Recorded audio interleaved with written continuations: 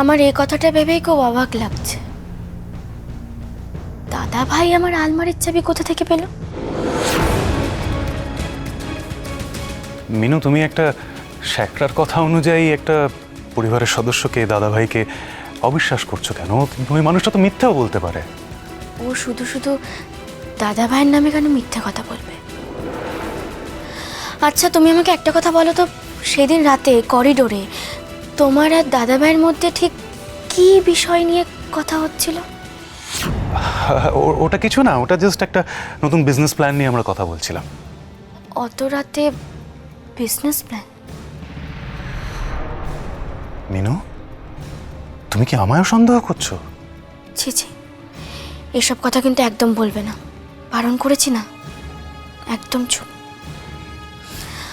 আমি শুধু ভাবছি দাদা ভাই তোমাকে বিজনেস প্ল্যান বলার জন্য ঠিক ওই সময়টাই কেন বেছে নিল বলো তো?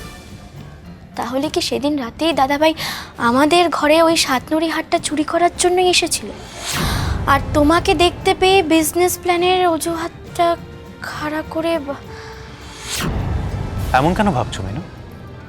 একটা শ্যাকরার কথায় একটা পরিবারের সদস্যকে ভুল বুঝলে, সন্দেহ করলে তার সাথে তো বাস করা যাবে না। কারণ এই কাজটা দাদা ভাইয়ের পক্ষে একদমই অসম্ভব নয়। তুমি জানো না, দাদা ভাই ডেসপারেট হয়ে উঠলে এতটা ফেরোসাস হয়ে যায় যে তখন একটা মানুষকেও মেরে ফেলতে পারে পর্যন্ত। মিনু, আমার আর আমার ব্যবসার মাঝখানে যদি আসো না, একেবারে শেষ করে দেবো। এই টাকা আমার, এই ব্যবসা আমার। তোমাকে শেষ করতে আর 2 মিনিটও লাগবে না। সোজাই গঙ্গার ধারে লাশটা ফেলে দেবো। কোনো ইনকোয়ারি হবে না, কিচ্ছু হবে না। পরের দিন সকালবেলা শুধুমাত্র একটা বডি খুঁজে পাওয়া যাবে। আমি জানি বলেই বলছি, আমাদের দুজনকে দাদা ভাইয়ের ব্যাপারে একটু সতর্ক থাকতে হবে।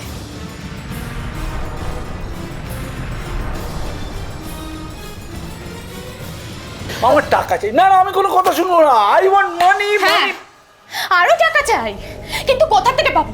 আমি এত টাকা কোথা থেকে পাবো? আরে এটা একটা প্রশ্ন হলো, এত টাকা কোত্থেকে পাবো? এটিএম থেকে তুলে নিয়ে আয়। হ্যাঁ, সোম নামের এটিএমে তোর প্রেমের কার্ড সোয়াইপ কর, টাকা তোল, বাপকে এনে দে, ব্যাস। বাবা বাবা বাবা, এটিএম থেকে টাকা তুলে নিয়ে আয়, আর সেই টাকা দিয়ে তুমি ফুর্তি করবে, রেসের মাঠে ওড়াবে, মদ খাবে, আর কি কি করবে সে তো ভগবানই জানে। শোনো, আমি তোমাকে এখনো বলছি, সময় আছে, শুধরে যাও।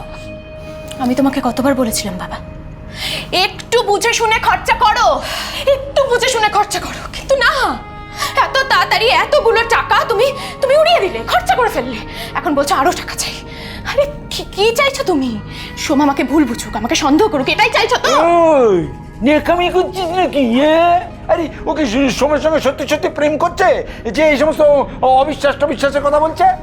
শোন, সোম হচ্ছে সোনার ডিম পাড়া হাঁস, ওকে ভাঙিয়ে আমাদের খেতে হবে। সেই জন্যেই বলছি, ওই ডিম পাড়া হাঁসকে রাতারাতি মেরে ফেলো না। কখনোই মেরে ফেলবো না। আর তোমরাও একটা কথা বুঝে নাও, আমার কিন্তু এখন একটা স্ট্যাটাস হয়ে গেছে, একটা সম্মান। আমি সেটাকে মেনটেন করতে চাই। আমি তার আগের মতো দেশি মদ খেতে পারবো না, আমাকে বিদেশি মদ খেতে হবে। তার জন্য টাকা চাই, তুমি আমাকে টাকা এনে দাও, ব্যাস। একটা কাজ করো, বুঝেছো? কি? ওই বিদেশি বোতলে দেশি ঢেলে যেমন আগে খেতে, সেটাই খাও। প্লিজ বাবা, প্লিজ এবার থামো। আমি তোমাকে অনেক দিন ধরে বলছি যে সোম প্রচন্ড আনপ্রেডিক্টেবল, ওকে বোঝা যায় না। আমার নিজেরই মাঝে মাঝে ভয় করে। আমি ওকে কথা দিয়েছিলাম যে 50 লক্ষ টাকা আমি ওকে 3 দিনে ডাবল করে দেবো, 3 দিনে। কিন্তু আজ তোমার জন্য ডাবল তো দূরের কথা, ব্যাংক ব্যালেন্স মাইনাসে রান করছে। এর পরেও তো অন্তত একটু সংযত হও, একটু কন্ট্রোল করো নিজেকে। আরে সোম যদি আজকে আমায় ছেড়ে মিনুর কাছে চলে যায়, তাহলে আমি যাবে। সোম যদি চলে যায়, যাবে। আমার টাকা চাই, টাকা, ব্যাস। না, সোম কোথাও যাবে না, কোথাও যাবে না। সোম আমার কাছে থাকবে, আমার কাছে। মা শোনো, মা, আমি মিনুর কোনো অস্তিত্ব রাখবো না, কোনো অস্তিত্ব জাস্ট রাখবো না। আর এটা আমার অধিকারের প্রশ্ন, বুঝেছো তোমরা? বুঝেছো, এটা আমার অধিকারের প্রশ্ন।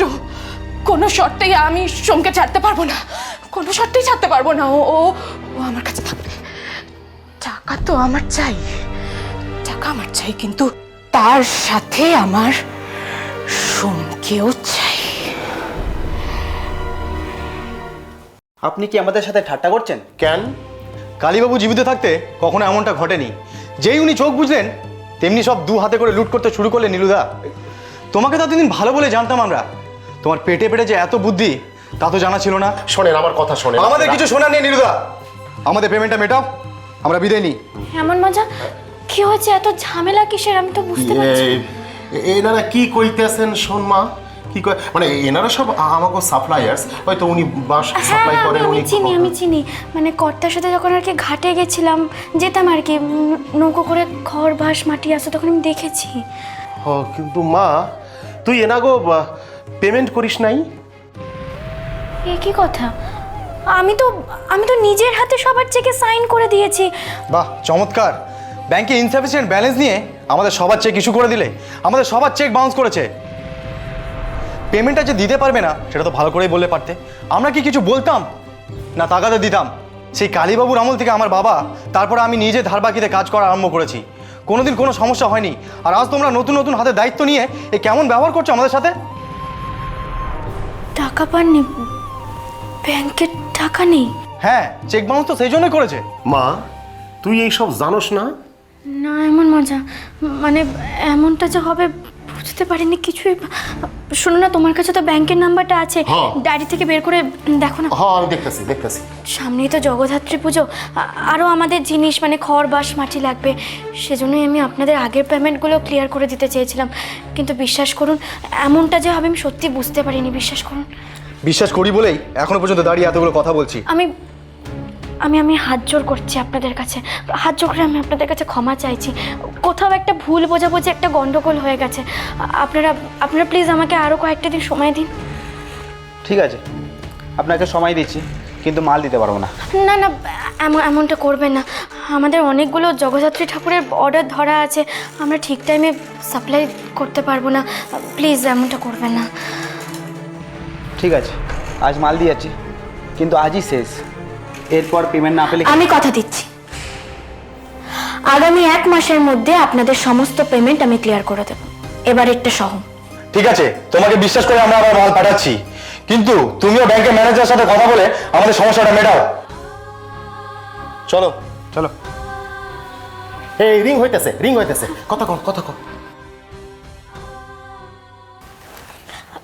হ্যালো, ব্যাংক ম্যানেজার বলছেন? ইয়েস। নমস্কার, আমি স্বর্গীয় শ্রী কালীকৃষ্ণ পালের ওয়ার্কশপ থেকে মৃন্ময়ী পাল বলছি। হ্যাঁ বলুন। আসলে আমার কয়েকটা চেক বাউন্স হয়ে গেছে, তো সেই ব্যাপারেই ব্যাংক থেকে জানিয়েছে যে অ্যাকাউন্টে নাকি ইনসাফিসিয়েন্ট ব্যালেন্স থাকার জন্যই। হ্যাঁ, সেই ব্যাপারেই জানতে চাইছি। হ্যাঁ, আপনি তো কদিন আগে একটা 50 লাখের চেক দিয়েছিলেন নিজে সই করে রতন বোসের নামে। 50 লাখ? রতন বোস? হ্যাঁ, চেক ছাড়ার আগে আমি আপনাকে ফোনও করেছিলাম, কিন্তু আপনার ভাসুর ফোনটা ধরেছিলেন এবং তিনি বললেন হ্যাঁ চেকটা ছেড়ে দিতে। আমরা ছেড়ে দিয়েছি। ঠিক আছে, রাখুন।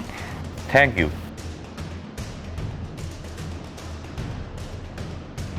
50 লাখ, রতন বোস, বোস পদবীর কেউ তো।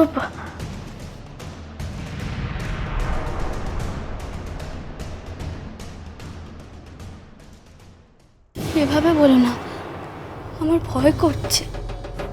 ডোন্ট ইউ ডেয়ার, সাহস রাখবে না আমার কাজ করা।